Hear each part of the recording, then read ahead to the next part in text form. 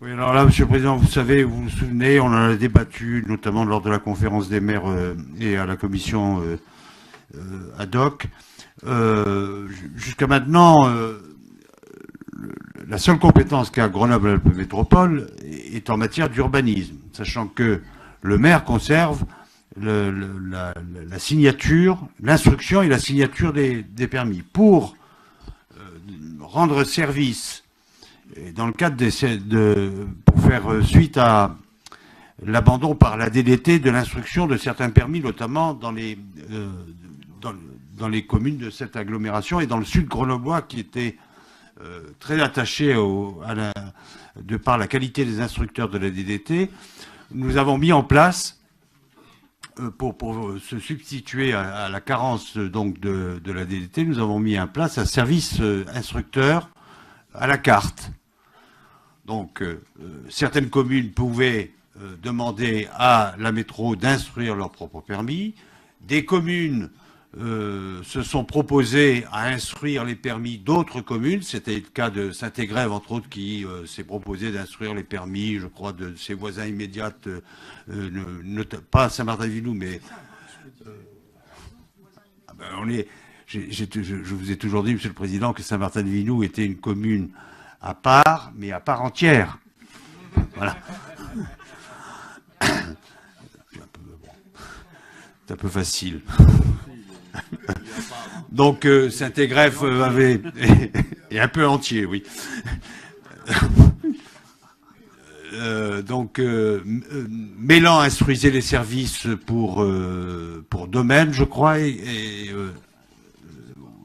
non, Mélan instruisait un certain nombre oui, les services de domaine, de Coran, etc. Bon, bref, ces communes qui étaient des centres qui venaient en parallèle du service qui était offert par la métro, ces communes se sont aperçues du travail conséquent que cela demandait et ont indiqué à leurs collègues que c'était la prestation et la convention, ils mettaient fin à la prestation et la convention. Donc on était en face de cette problématique-là. Et vous savez très bien que dans l'élaboration, enfin vous le savez que nous avançons assez rapidement dans l'élaboration du PLUI, si bien que ce PLUI qui sera arrêté notamment en juin-juillet de cette année et qui sera soumis à délibération, il faudra nécessairement des instructeurs de la métropole pour connaître l'ensemble des règles d'urbanisme. Et donc, l'idée est d'aller plutôt vers une mutualisation de ces services pour l'ensemble des 49 communes et d'en assurer la pérennité. Bon.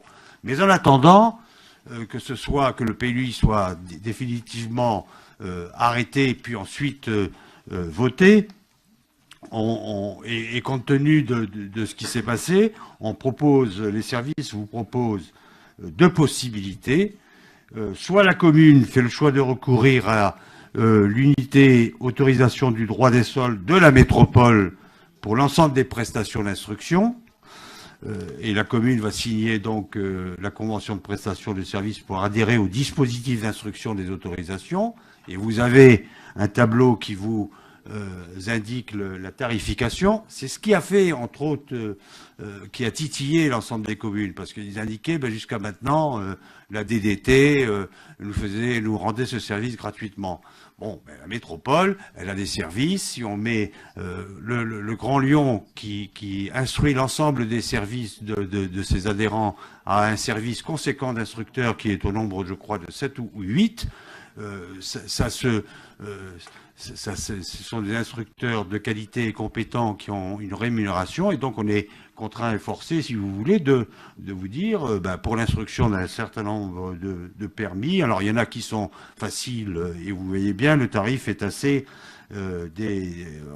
varie en fonction de la maison individuelle, 385 €, ou des permis de construire hors maison individuelle qui sont un peu plus compliqués, où c'est 550 €. Bon, ça fait partie, donc ça c'est la première option possible, où soit certaines communes continuent à vouloir exercer en direct cette compétence, et ça se justifie parce qu'il y a certaines communes qui ont un service urbanisme et d'instruction de services qui est extrêmement compétent.